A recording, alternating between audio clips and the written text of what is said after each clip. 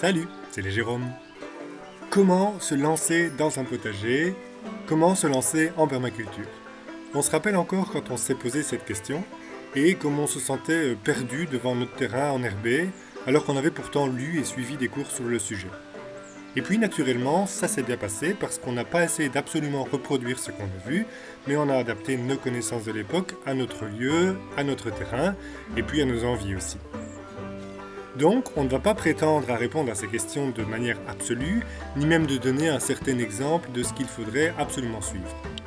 C'est un chemin à parcourir qui est propre à chacun, et en permaculture, il y a des principes, pas de règles, ni de techniques à implémenter. C'est à vous de les créer. Mais bon, on peut tout de même s'inspirer, bien sûr. Il y a quand même une chose à ne pas sous-estimer, c'est que cela demande du temps et du travail. Pour caricaturer une certaine idée reçue de la permaculture, ce n'est pas jeter une poignée de semences dans le jardin et puis il ne faut plus rien faire. Bien sûr, c'est une façon de minimiser le travail grâce à une réflexion en amont pour pouvoir tirer parti de chaque élément d'un système en les interconnectant le plus possible, mais mettre en place et suivre un système en équilibre et en constante évolution va prendre des années, surtout dans nos environnements dégradés et avec les défis climatiques à venir. Le temps et la quantité de travail vont aussi dépendre des objectifs, la taille du terrain et le type de culture. Certaines doivent être ressemées chaque année, entretenues et pouponnées, là où d'autres vivaces demandent moins ou pas d'entretien. Aussi, il n'y a pas vraiment de finalité. Chaque étape est une évolution de la précédente et doit être appréciée pour ce qu'elle est. Donc, dès le commencement, c'est déjà quelque chose. Alors pourquoi cette vidéo ? Eh bien, ce qu'on peut faire, à l'instar d'autres que nous avons écoutés, c'est de vous donner notre retour à nous sur le chemin qui nous a conduit jusqu'à l'étape actuelle de notre projet. Bon, rien de nouveau sous le soleil, hein. Il y a pléthore de livres sur le sujet. Certains sont très généralistes et d'autres plus spécialisés sur un sujet en particulier. Et comme dans tout, on pense qu'au plus de sources, au mieux c'est. Il y a aussi des cours, que ce soit en vrai ou en ligne, des vidéos, des MOOC, etc. Bref, se familiariser et acquérir des connaissances. Mais surtout, inspirez-vous. De voisins, d'amis, sur Internet, il est facile de trouver une grande quantité d'exemples de personnes qui montrent ce qu'ils font, notamment sur YouTube, ce qui peut être une très bonne source d'information et donner des idées. Et donc inspirez-vous aussi du plus de sources possibles pour diversifier un maximum les possibilités et les idées. Il ne faut pas essayer de copier ce qui est déjà fait ou des techniques utilisées, mais de s'en inspirer.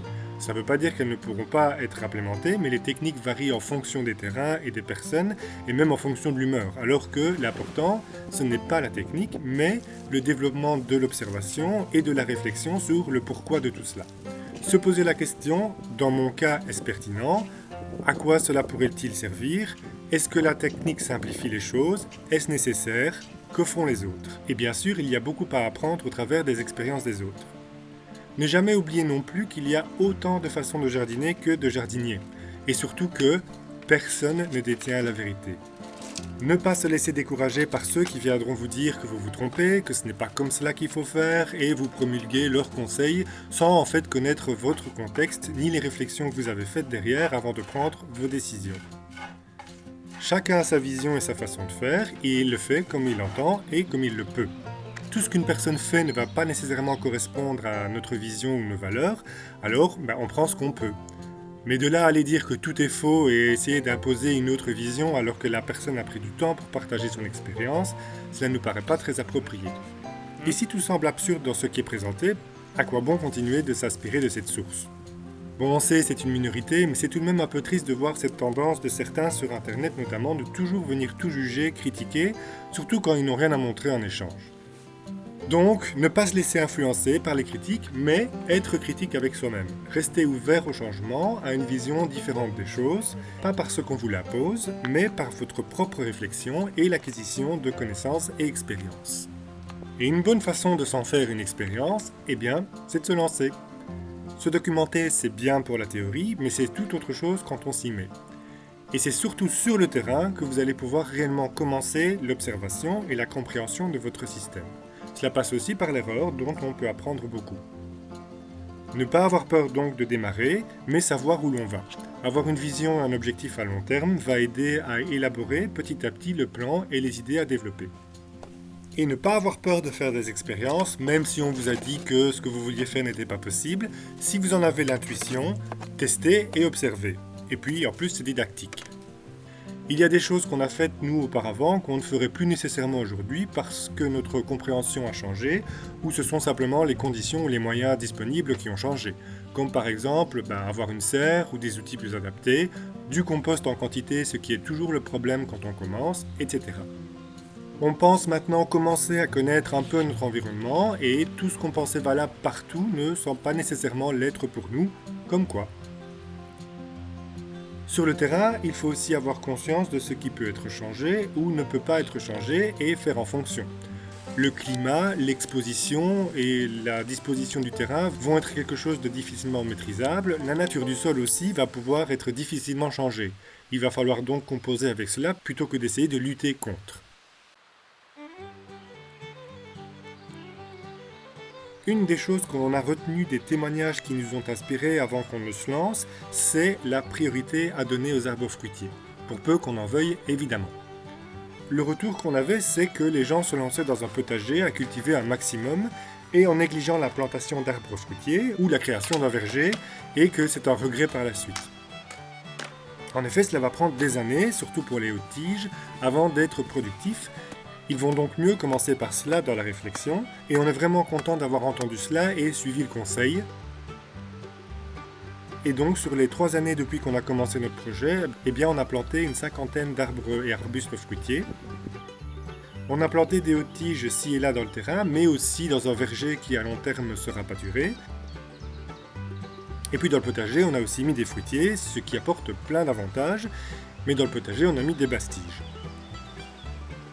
Une chose à laquelle on a dû bien réfléchir, c'est la taille que feront les arbres une fois adultes. On a aussi eu le retour que les gens ont toujours tendance à trop serrer, et une fois que les arbres ont atteint leur développement, c'est trop tard pour les transplanter.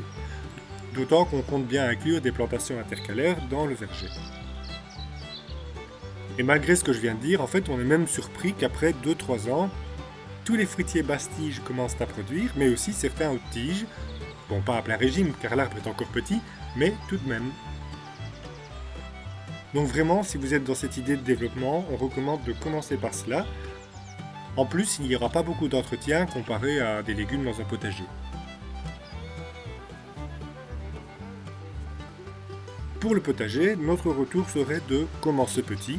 Je pense qu'on est plusieurs à donner ce conseil. Il vaut mieux commencer par 10 mètres carrés avec des légumes qu'on peut chouchouter et bien observer, plutôt que de démarrer grand et de ne pas pouvoir suivre ni comprendre ce qui se passe.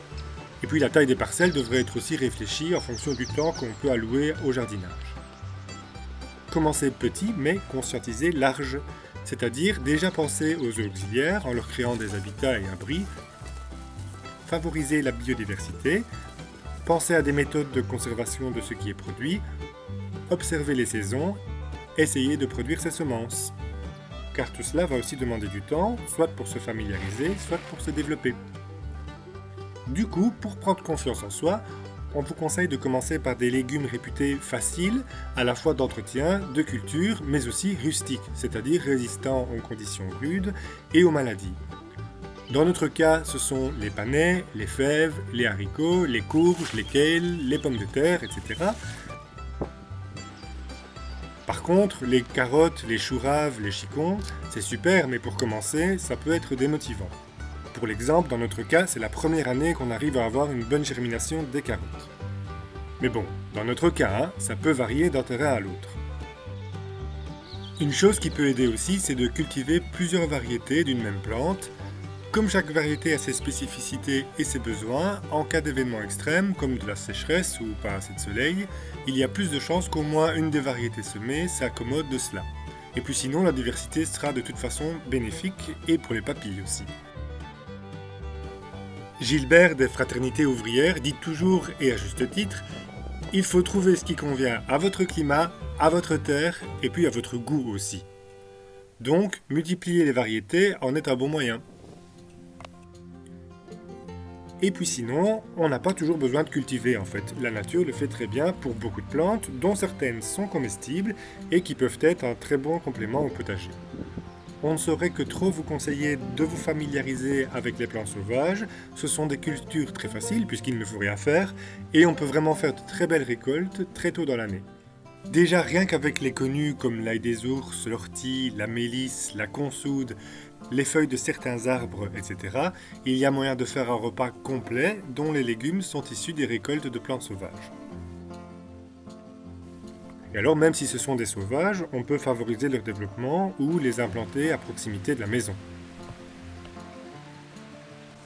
Et enfin, dernier conseil, profitez. Même si certains voient cela comme du travail, chaque moment que l'on passe au jardin est un vrai moment de bonheur. On voudrait vraiment que tout le monde puisse connaître cela, et on pense même que si notre société se tournait vers la terre en y plongeant ses mains au lieu de vouloir toujours plus consommer, beaucoup de choses se passeraient mieux. Enfin, c'est notre avis. Et voilà pour notre témoignage personnel. Encore une fois, cela ne veut pas dire que c'est une vérité ni que c'est ce qu'il faut faire. Disons que c'est ce qu'on pourrait trouver dans une lettre qu'on s'écrirait à nous-mêmes dans le passé avant qu'on ne commence. Nos vidéos ne sont pas des formations, ni là pour dire ce qu'il faut absolument faire, mais juste pour montrer comment nous on fait, et pourquoi pas pour inspirer certains d'entre vous, comme nous sommes inspirés par beaucoup d'autres, et il y a plein d'exemples. Merci d'avoir suivi cette vidéo.